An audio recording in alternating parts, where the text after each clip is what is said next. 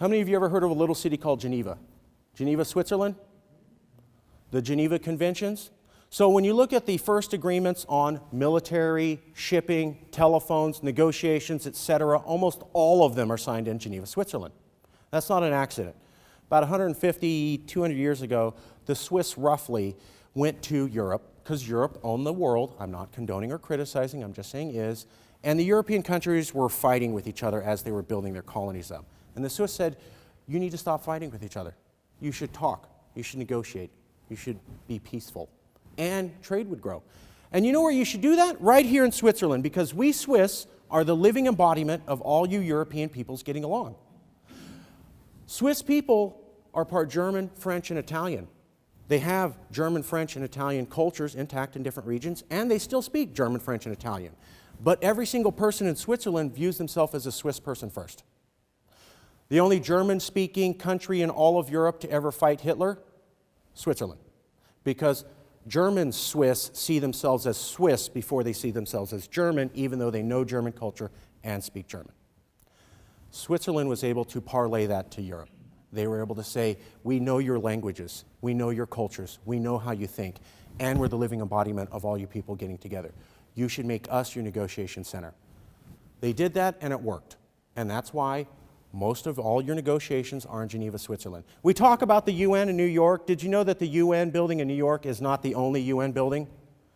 The other one's in Geneva, Switzerland. You never hear about it. It's not a satellite office. It is a co-equal UN office. There's 2 UN offices, New York and Geneva.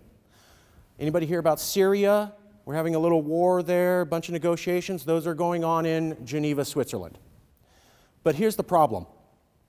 The last 5 years, the Swiss and the mayor of Geneva have issued 2 reports where they said, essentially, they can no longer become or be the negotiation center for the world going forward.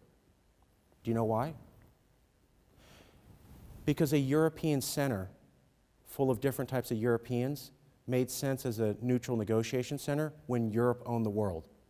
But when Europe is only one superpower, and then there's 6 other non-European powers, where is the center of negotiation?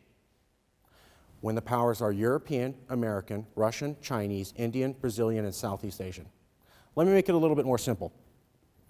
Where do you think in the entire world where you have Americans, Europeans, Russians, Brazilians, Chinese, Indians, and Southeast Asians all living together in peace for over a century with their cultures and their languages intact? Take a wild guess where that place might be in the planet.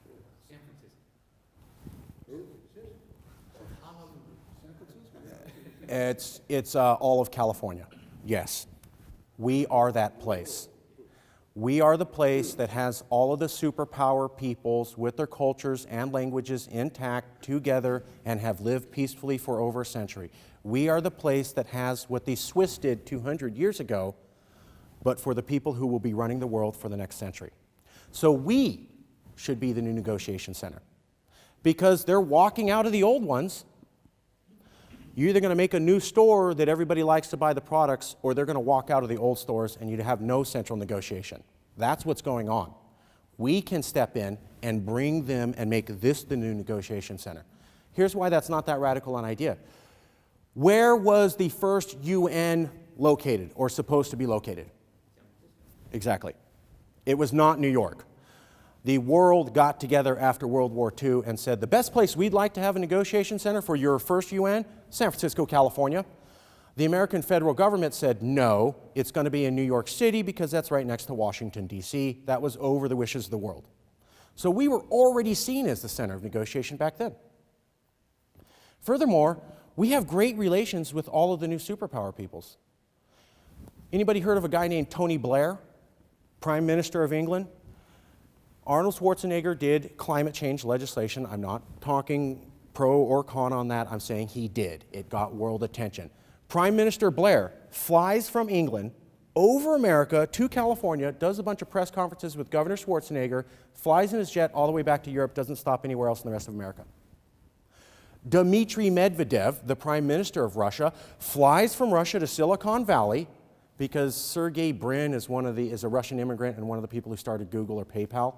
Does a conference of Silicon Valley, flies right back to Russia, doesn't stop anywhere else in the rest of America. India has a trade agreement with us, specifically just California. So does Brazil. China, any of you see where we just signed a basically treaty with China on climate change? It's called a memorandum of understanding, but it's basically a contract between one state in America and a superpower.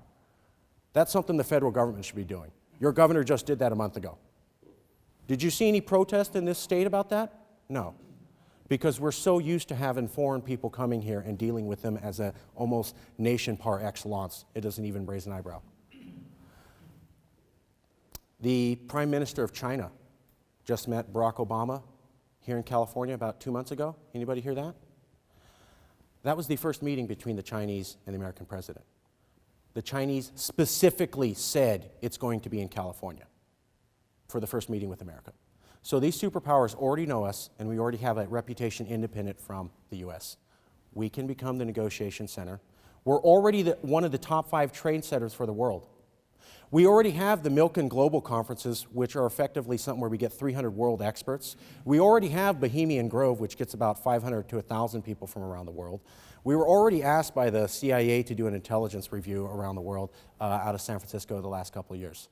We're doing the things the UN does. We simply grow the industries that we have, take over for where the market's leaving, and then you can, because you have foreign people coming in and buying goods, and staying at hotels, and doing negotiations, and signing new business contracts. You bring the amount of outside money coming in, multiply it by 500%, and then you can lower taxes, but increase tax revenue. You get that? If there's more money in the economy, you can take less of it for taxes, but actually have more tax money. That's how you can have taxes, cut them in half, but improve your public schools, roads, dams, seaports, airports, etc. Geneva's doing this. People think Geneva's rich because of banking. The banking industry is no more than 25% of their economy. Diplomatic and negotiation services are 65% of the Genevan economy. By the way, Switzerland never had a recession period through this last global recession. In fact, the Geneva economy is so solid in the middle of the worst recession, they are banning other Europeans from coming into their country. English people and French people can't get into Switzerland because the economy is so good. Because they have a recession-proof economy. Because even in bad times, countries still have to negotiate and trade. And corporations have to work on things and work out contracts. We could be that place. We could take over the industry, or we could not. We could not do it. We can continue to stay in this recession. By the way, a lot of economists are saying we're not going to get out of this till the year 2024, if ever, or it's going to be a permanent plateau. So we can see if that's going to happen, and we can see if the world's going to spiral out of control and if that will result in World War III or what's called regional wars by the Pentagon analyst Philip Bobbitt, where you have 2 superpowers constantly fighting with each other, and while that's not everybody fighting, you have such calamity on the world economy that essentially everybody's poor. I would invite you to take a look at those options and choose us. We can get ourselves out of this recession right now and make ourselves one of the richest places in the world. Or we can wait and linger and hope we get out of the recession and hope things get better on the world scene when none of your American leaders has brought up these issues at all with you, and they've been going on the last decade. I'll stop and leave it there. Thank you.